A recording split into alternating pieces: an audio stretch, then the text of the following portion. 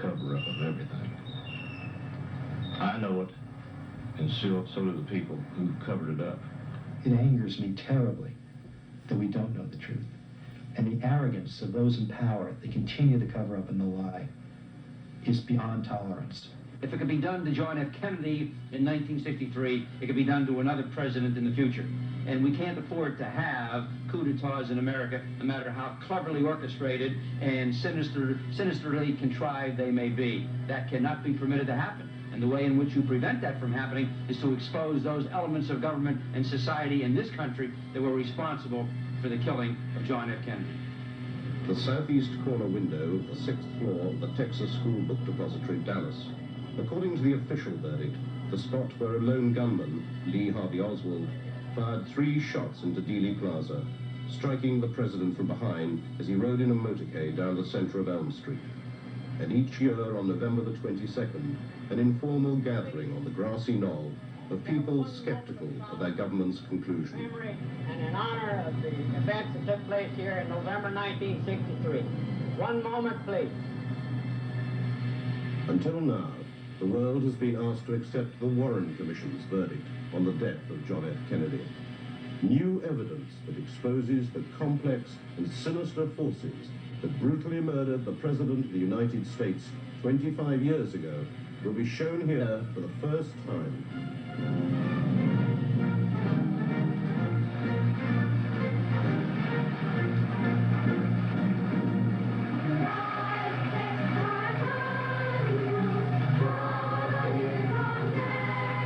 President Kennedy's last day began at a Chamber of Commerce breakfast in Fort Worth. In his entourage were Vice President Lyndon Johnson and the Governor of Texas, John Connally.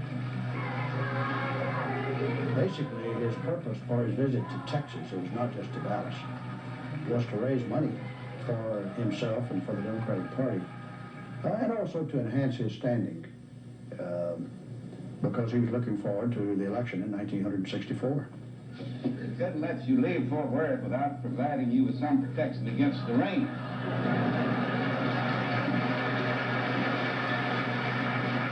I'll put it on in the White House on Monday. If you'll come up there, you'll have a chance to see it there.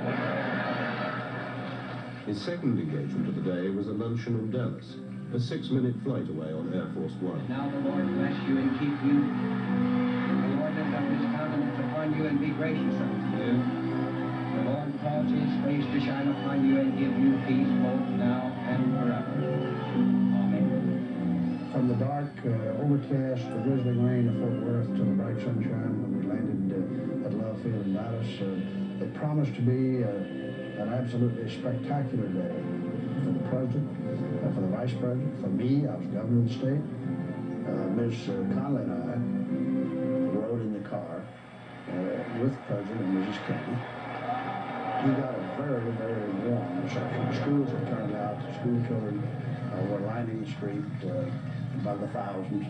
They were applauding, and it was a very happy, joyful occasion, really. 2 cars back from the presidential limousine was Senator Ralph Yarborough with Lyndon and Lady Bird Johnson. As we approached the city and then finally turned down Main Street toward the Trinity River, the crowd increased as we got to the heart of Dallas. And one of the most enthusiastic crowds I saw in any city we were in Texas on that tour. That's on the sidewalks. Now, if you looked up in the upper stories, I never saw a single smile in any window I looked at. Some looked down and looked like with dislike on the faces.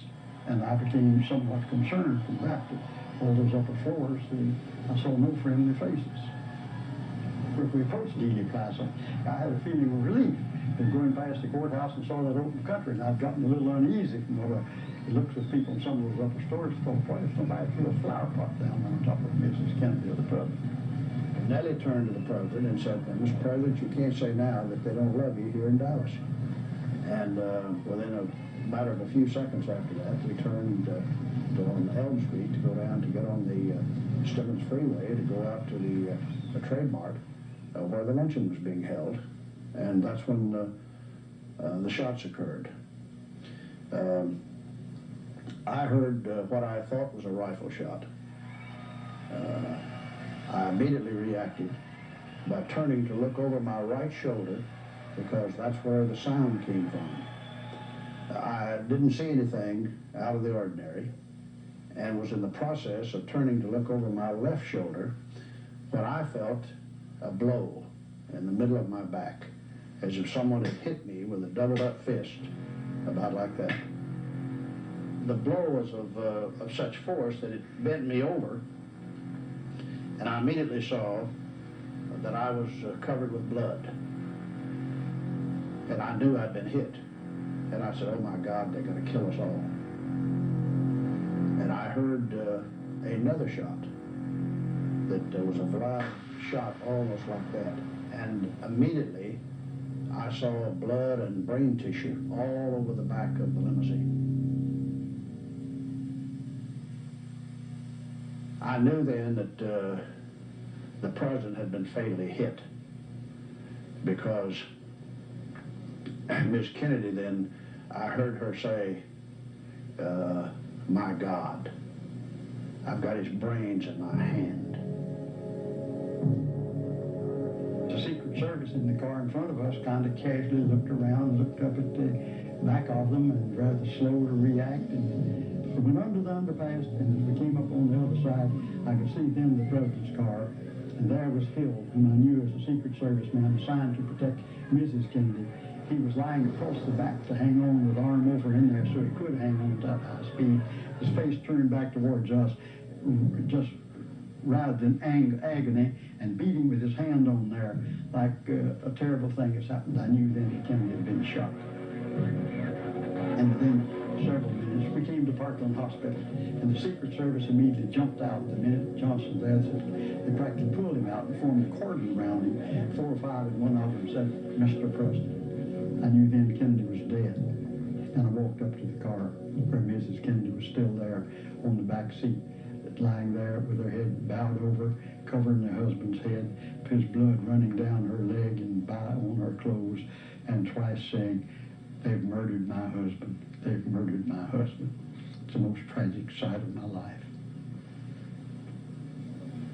While the senator wept for his president, inside Parkland Hospital, doctors battled to resuscitate him in Trauma Room 1. My most vivid impression of the entire agitated scene was that his head had been almost destroyed.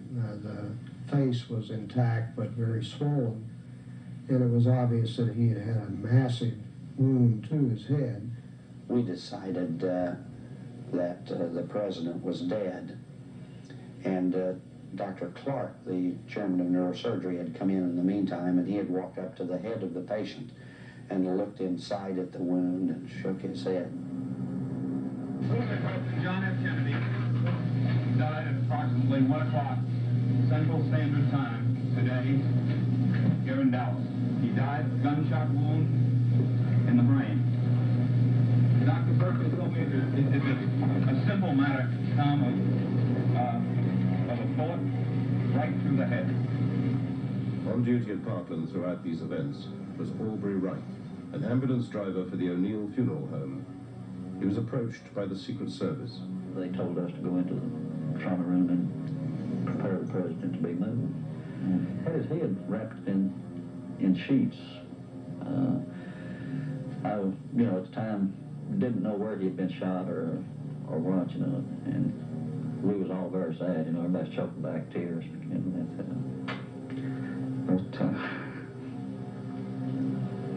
Dr. Earl Rose was a forensic pathologist, well trained in medical legal autopsies, and he appeared at Trauma 1 and said, this is a homicide in Dallas County, and I will do the autopsy on President Kennedy.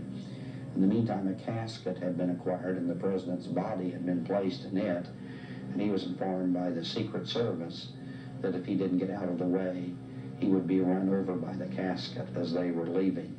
This was the President of the United States, and they were taking him back to Washington.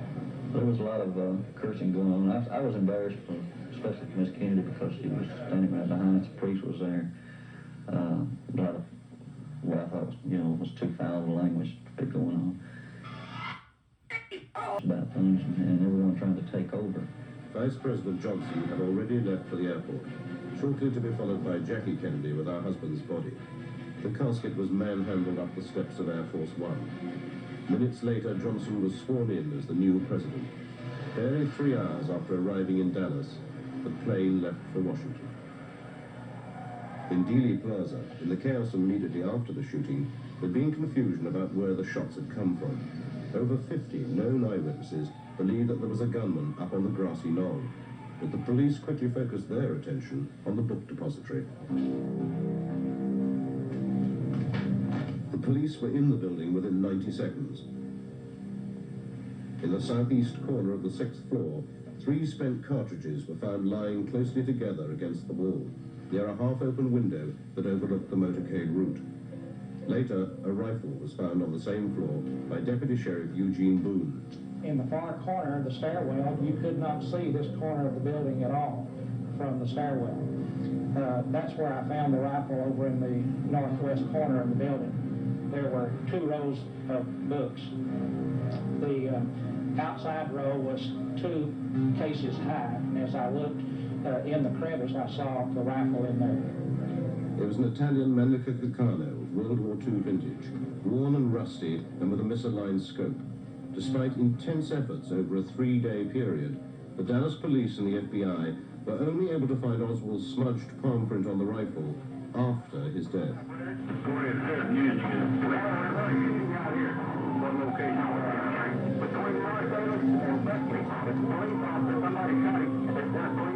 "45 minutes after the assassination, a police patrolman, J.D. Tippett, was shot dead in the Oak Cliff area of Dallas, 3 miles from downtown. Squad cars swiftly converged on the Texas Theater, a mile from the scene of the shooting.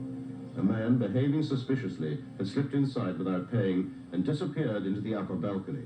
One of the first police officers on the scene was Paul Bentley.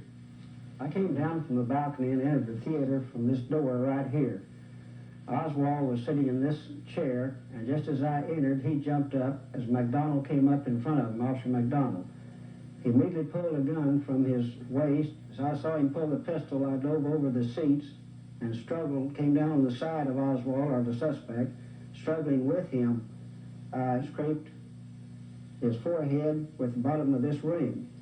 I had some of the skin from his forehead under the ring when I got to the City Hall. I didn't shoot him because at that time other officers had converged, and I was afraid if I did miss, I might hit another officer.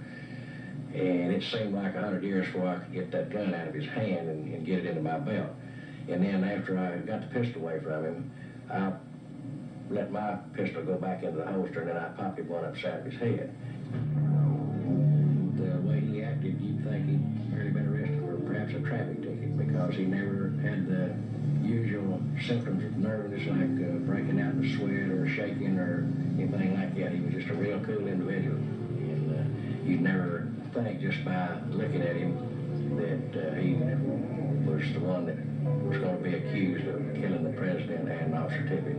Oswald, the enigmatic ex-Marine who briefly defected to Russia and was working at the book depository on the day of the assassination, claimed he was in the 2nd floor lunchroom at the time of the shooting. The first to interrogate him was Gus Rose. I looked up and I saw some officers bringing a man in who was handcuffed. And when I asked them what they had, one of the officers told me that they had the man here who had killed Officer Tippett. And I took the handcuffs off of Oswald and asked him who he was. He refused to tell me, so I searched him. And in his pocket he had a wallet, and in the wallet was 2 pieces of identification. One card said Lee Oswald, the other said Alex Hydell.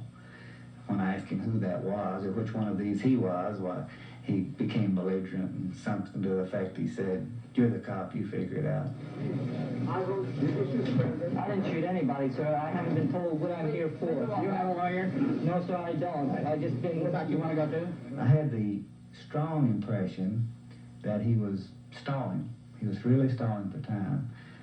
I felt like that at some point he would talk, that he would confess or make some sort of a statement. And he seemed to be waiting for something. I couldn't tell what for, but I got the impression he was waiting for something. The gun was fired one time by the suspect, but luckily it misfired. Fought with us like a wild man. Is there any doubt in your mind that Oswald is the man who killed the I think president? this is the man that killed the president. From the moment of his arrest, Oswald was presumed guilty. and portrayed to the world as a lone nut assassin, but he vehemently protested his innocence at every opportunity.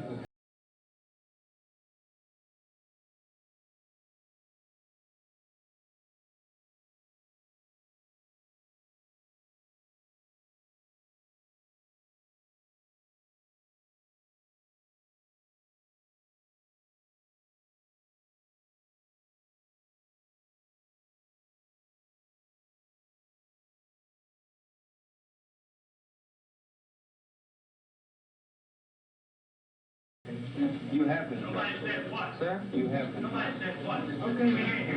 Okay. Visibly shaken by this news, Oswald was to be interrogated for a further 36 hours. A policeman hit me. Before his transfer to the county jail. You regard the county jail as a more secure place to house the prisoner. Is that why you're transferring him from the city jail? It's customary after a man is filed on that he be transferred. We only keep him in our jail until he is filed on. Necessary precautions will be taken, of course, but I don't think that the people will try to take the prisoner away from us. On the Sunday morning, Oswald was escorted through the basement of police headquarters by detectives Jim Lavelle and L.C. Graves.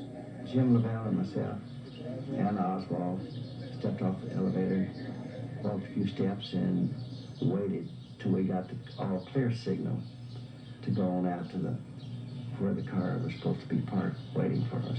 But the car was not in place. Consequently, when I walked out, I was looking to my right where the car was being backed into position. But it wasn't quite where it ought to be. I could see this crowd of people to my left, which include police officers and news reporters, cameramen, and so forth. I saw Ruby in this crowd to my left. He was standing in the front with a pistol in his hand down at his side. I caught him out of the corner of my eye, and then I started, of course, getting loose from Oswald where I could grab the gun. But before I could grab the gun, he'd already gotten one shot off, so I grabbed his wrist and the gun simultaneously and just spun around with him. There is Lee. He's been shot right up. Mass confusion. I knocked out that gun he made in the excitement, shot off some more rounds because he was still squeezing on that trigger in an attempt to shoot that pistol again.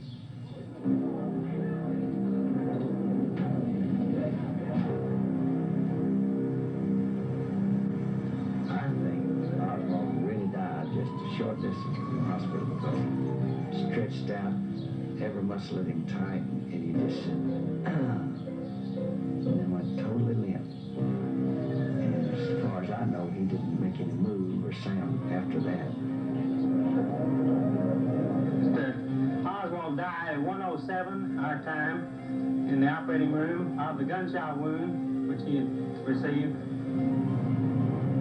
By the Monday evening, both Oswald and Kennedy had been buried, and the inquests begun. All investigations focused on the lone gunman theory, and within 2 weeks, a detailed FBI report declared the guilt of Lee Harvey Oswald. Secret Service reenactments supported their conclusions. In March the following year, a sentence was passed on Jack Ruby. The jury found the defendant guilty of murder with malice as charged in the indictment and assessed his punishment at death. Meanwhile, the Warren Commission, charged by President Johnson to find the truth, operated almost entirely in secret. Based in Washington, the commissioner finally came to Dallas. Their spokesman was former CIA Director Allen Dulles. Are you convinced that he was shot from the school book depository? Well, I think we better leave all that, you know, the evidence report will cover all of that, and we'll get into that, but that question might lead to a lot more, and... Earl Warren, Chief Justice of the Supreme Court, also came, with Commissioner Gerald Ford, a future president. The prime purpose of that visit was to interview Jack Ruby, who had appealed against his sentence. A frightened man, he claimed he could not talk freely in Dallas and begged 8 times to be taken to Washington to testify. The commissioners left, ignoring his pleas. Everything pertaining to what's happening has never come to the surface. The world will never know the true facts of what occurred, my motives. The people had so much to gain and had such a material motive for putting me in a position I'm in. will never let the true facts come aboard to the world. Are these people in very high positions, Jack? Yes. The Warren report concluded that Lee Harvey Oswald, acting alone, killed President Kennedy. Incarcerated in his cell overlooking Dealey Plaza for another 2.5 years, Jack Ruby suddenly contracted cancer and died at Parkland Hospital.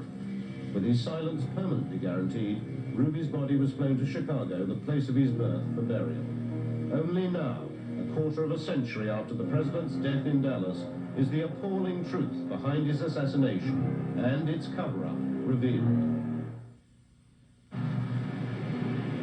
Secretary Marilyn Sitzman, on the morning of the assassination, joined her boss, Abraham Zapruder, an enthusiastic home movie maker, on the Grassy Knoll. His film of the passing motorcade was to become the most detailed and gruesome record of the president's death. We were looking around to see where would be a good place to be. And he looked here and he said, well, this standing up here would be a good shot. But he said, I got vertigo and I can't stand up there by myself. Would you stand behind me and hold on to this? Sure, why not? So he gets up here, I get up behind him, and I'm holding on to him. And he started filming about, just before they came around the corner. And we're filming, they come around the corner and start coming down and they're, you know, waving at everybody. And then we heard what to me sounded like 2 firecrackers. You know, it was starting to get a little confusing because you could see things happening in the car, and you didn't quite get what was happening until they got right here in front of us, and the third shot hit Mr. Kennedy right in his head. We knew what happened. This harrowing footage, after examination by the FBI, was immediately purchased by the publishers Time Life and locked away from public scrutiny. Were it not for photo analyst Robert Groden, who gained access to the original and worked on it secretly, its real significance may have remained hidden forever. We had been told that the president had been shot from behind, from the Texas School Book Depository. If that had happened, he would have been thrown forward, the transfer of momentum of the bullet striking him in the rear of the head. But what we saw was the exact opposite. When he was struck, he was thrown to the rear and to the left, indicating a shot from the Grassy Knoll. The knowledge that we had been lied to scared me. I felt if anybody knew what I knew, that I'd be in a great deal of danger, so I didn't tell anybody. I quietly worked on the film for years. The more evidence that I was able to develop in the film, for instance, the timing of the shots, when the first shot was fired, which was a lot earlier than the Warren Commission had told us, at a point when Oswald, had he been up in that window, could not have fired the shot, until the most frightening, horrifying physical aspects, the nature of the wounds to the president's head, which are visible in some frames after the headshot, much clearer than anything the public has ever been allowed to see. Living with that became a horror. Trying to keep that, afraid of being discovered that I knew that, that's what frightened me the most. The Warren Commission ignored the film evidence of a shot from the front. They were also selective in their choice of eyewitness testimony. 2 members of the Willis family told them of hearing shots fired from behind the president's car. However, other vital evidence they tried to offer went unrecorded. The implication was persuading, yes, ma'am, because all they wanted to know was 3 shots that probably came from the depository building, which I never have doubted. That's about all they wanted to know. That's about all got into the Warren Commission, really, that I heard 3 loud shots from the Texas depository. The headshot seemed to come from the right front. It seemed to strike him here, and his head went back, and all of the brain matter went out the back of the head. It was like a red halo, a red circle with bright matter in the middle of it. It just went like that. It was a terrible time. You cannot imagine seeing this. You knew it happened, but you didn't want to believe it. The particular headshot must have come from another direction besides behind him, because the back of his head blew off, and it doesn't make sense to be hit from the rear and still have your face intact. So he must have been hit from another position, possibly, in the front or over to the side. I really don't know where. But the back of his head blew off. So I am very dead certain at least 1 shot, including the one that took the president's skull off, had to come from the right front. And I'll stand by that to my death, over my mother's grave. The doctors at Parkland Hospital, who tended the president minutes after the assassination, also saw a head wound compatible with a shot from the front. I could see that he had a large, about 7-centimeter opening in the right occipital-parietal area. A considerable portion of the brain was missing there, and the occipital cortex, the back portion of the brain, was lying down near the opening of the wound, and blood was trickling out. Almost a fifth, or perhaps even a quarter, of the right back part of the head in this area here had been blasted out, along with probably most of the brain tissue in that area. The president's body was flown in Air Force One directly from Dallas to Washington. Accompanied by Jackie Kennedy, the ornamental bronze casket was unloaded at Andrews Air Force Base, apparently to be driven straight to the Naval Medical Center at Bethesda for the official autopsy. It was here that Commanders Humes and Boswell, with Colonel Fink, were making their preparations for the autopsy of the century. Assisting them was medical technician Paul O'Connor. The morgue door burst open and 6 or 7 men came carrying this casket in and set it on the floor next to the table, autopsy table.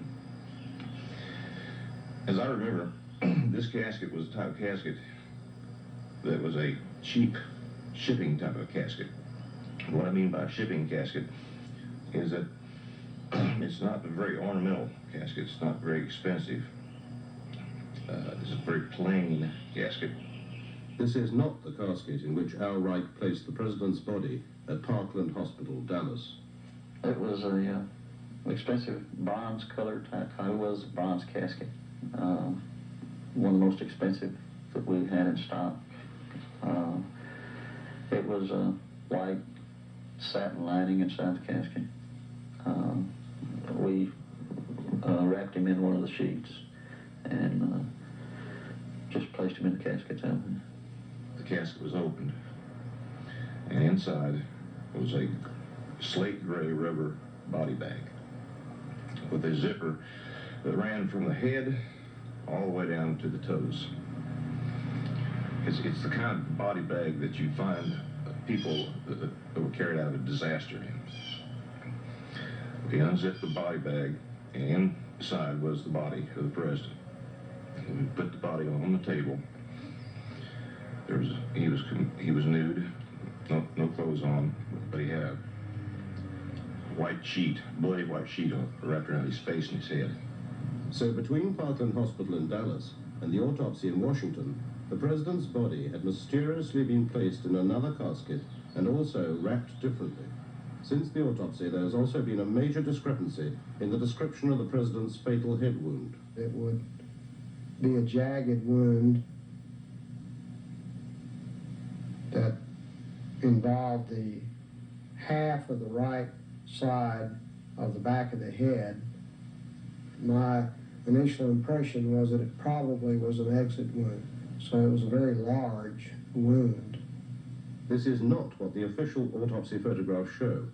Hidden away for a quarter of a century and shown here for the first time, they reveal the back of the head intact. The autopsy photographs show a massive wound, but it's in the right temporal area and into the parietal area, which is behind it, between the two. It is inconceivable to me that every single one of the witnesses who saw the president's head could be wrong, and specifically wrong, about this particular wound. They describe an avulsed, exploded open wound in the rear of the head. In the autopsy photograph, you see a small, neat wound of entrance. It's obvious to me that those photographs have been faked. When I first saw the pictures of the president's body, so-called wounds, what really struck me was, especially the head wound, they showed a nice little neat round bullet hole in the back of his head. When actually what I saw was the whole side of his head blown off. It was gone. I don't know where those things came from, but they're totally wrong. Every one of them. In 1964, the Warren Commission dealt with this evidence by not looking at it. It was made available to them. They felt if they looked at it, they would have to deal with it and publish it, so they didn't deal with it. In 1977, around that time frame, The House Assassinations Committee had the photographs. What they did with it was even less excusable. They had the photographs, they had the questions that were brought to them about the photographs, and they did not allow the Dallas doctors, the most important witnesses in this particular area of the evidence, to even view them. And the reason seems quite clear. If they have the best eyewitnesses looking at the photographs saying that's not the condition of the president's head, then you not only have a conspiracy to kill the president, but absolute proof of the conspiracy to cover it up after the fact, because the only people who had the photographs were the government. If somebody faked those photographs, it was someone within the government, someone who had access to those photographs. But there are further disturbing indications of manipulation of the medical evidence in the hours prior to the autopsy of Bethesda. Dallas doctor Robert McClelland. I would estimate that about 20% to 25% of the entire brain was missing. My job in working with autopsies was to remove the brain. What struck me was when we removed the sheet, I looked down, I said, my God, he didn't have any brains left, literally. I was just astounded by it. I think everybody else was too. There was just a gasp throughout the room. There was no brain to be removed at all. At any normal autopsy involving such gunshot wounds, the brain would have been sectioned and the bullet tracks traced and all bullet fragments examined. This was not done. A vehement critic of the government's handling of the medical evidence is also one of the world's leading forensic pathologists, Dr. Cyril Wecht. If the brain was not sectioned, then there could be no visualization of its interior. It's as if it never existed. I am very, very suspicious, and I do think that it could have been the height of a sinister conspiratorial activity in the post-assassination cover-up in this case to make sure that the brain was not examined in order to be able to disprove, or at least to be able to withhold the attempts by other people, me and other critics, to prove that there was a second gunman firing from the right side. Because again, you see, that gets to the question of whether or not there was a conspiracy. Startling new evidence of a conspiracy has emerged from a faded Polaroid photograph taken 25 years ago by Dallas housewife Mary Ann Moorman. Facing the grassy knoll, she took her picture of the president within 1/6 of a second of the fatal headshot. Horrified by the experience, Mary Ann was never to use the camera again. Mine is a Polaroid, and I can only take one every 10 seconds, and that was at that time whenever I took it. No, I didn't. I must have sent it immediately when he flunked, because in the picture that's the way she's there, and he flunked over. From the moment the president was hit until today, the terrible secret within Mary's picture has remained hidden. To me, it's kind of frightening to think that this could be, and no one has found it or cared to look for it. I'm talking about our federal agencies, that something could have been there all this time and no one cared to do anything about it. Mary Ann Moorman in the dark coat took her picture a split second after the president had been fatally struck in the head. Although frequently examined by the FBI, her historic snapshot was too widely publicized to disappear. We know the president's car was in the center. Its dramatic secret, however, has only recently been uncovered. After 5 years of intensive study of the Moorman picture, there is at last convincing evidence of a gunman up on the grassy knoll. You have to keep in mind that the Mary Moorman picture is about this size, and the area that we're dealing with is about a 1/4 inch square. So the area that Badgeman appears in is very tiny, and that's why the attempts to enhance it photographically have been very difficult over the years. This small area was the scene of an extraordinary encounter. But the photograph had yet more to reveal. I was sitting in the office here one day, looking at the picture, and I saw just all of a sudden what appeared to be another image standing directly behind the badge man. This appears to be a person in a hard hat and a white T-shirt. The lighting on him is entirely consistent with the lighting on badge man. In other words, there's a highlight on the construction helmet that he seemed to be wearing.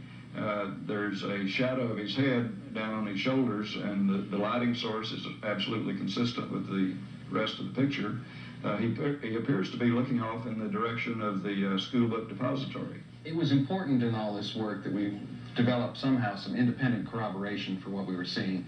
And one of the important and yet often neglected witnesses in the Kennedy case is a railroad signalman named Lee Bowers, who was working in a railroad tower behind the picket fence and behind the Grassy Knoll.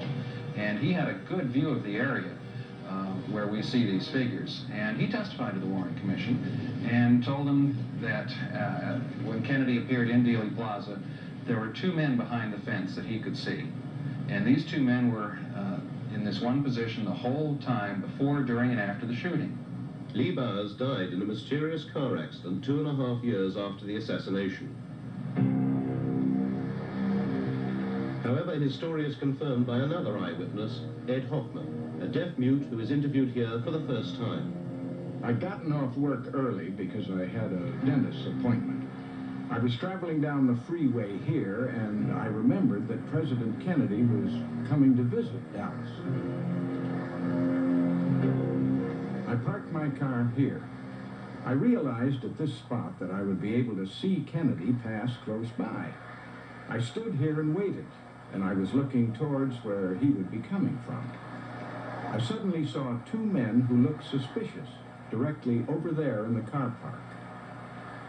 25 years ago, these trees did not obscure the view. From his position at the side of the freeway, Ed Hoffman could clearly see the car park area behind the Grassy Knoll. I saw a man standing here, wearing a black hat and a blue jacket. I saw a puff of smoke, and I thought it was a cigarette, but it wasn't. He had a gun, and he walked towards the railroad. He tossed the gun to the second man.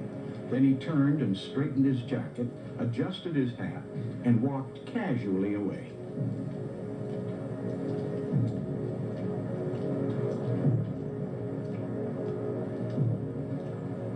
The man with the striped shirt, the railroad shirt, walked over to the electrical box with the gun. He took the gun apart. He put it in a toolbox.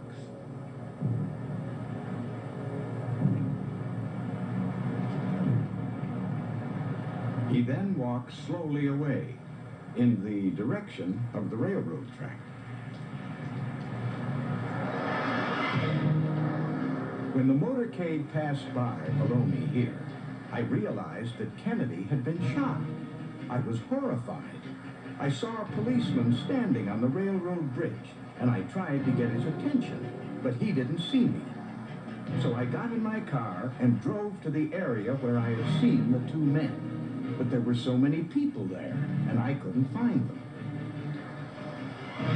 I went to the FBI to tell them what I had seen. They didn't want me to say anything. They offered me money to keep quiet. They didn't understand that it was more important for me to tell them what I'd seen. It was hard for me to communicate with them. I do feel that the two men I saw were working together, and that the one with the gun behind the fence was the man who shot President Kennedy. If the figure is real, then that means the witnesses were correct, and the researchers who have spoken of conspiracy for 25 years now were also correct. It means the Warren Commission was wrong. There was a conspiracy.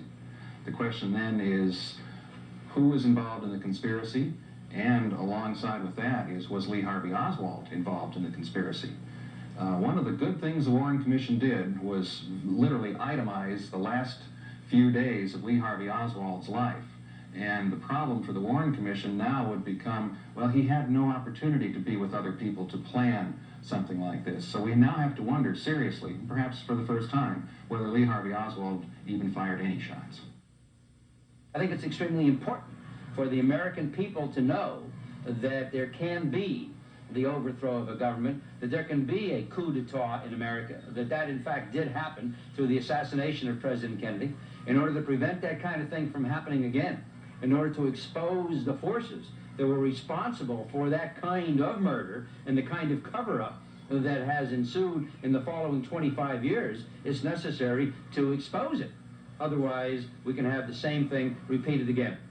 Therefore, in the same fashion that we have exposed problems and scandals involved with Watergate, problems in Vietnam, problems in Central America, problems in the overthrow of governments elsewhere like Allende in Chile, and on and on and on, so must we expose that same kind of political assassination in our country. As painful as it may be, as disruptive as it might be in a transitory nature, as embarrassing as it might be to certain individuals and organizations in the United States government, that has to be uncovered. If they were able to do it to John F. Kennedy then, they could do it to some other president in the future.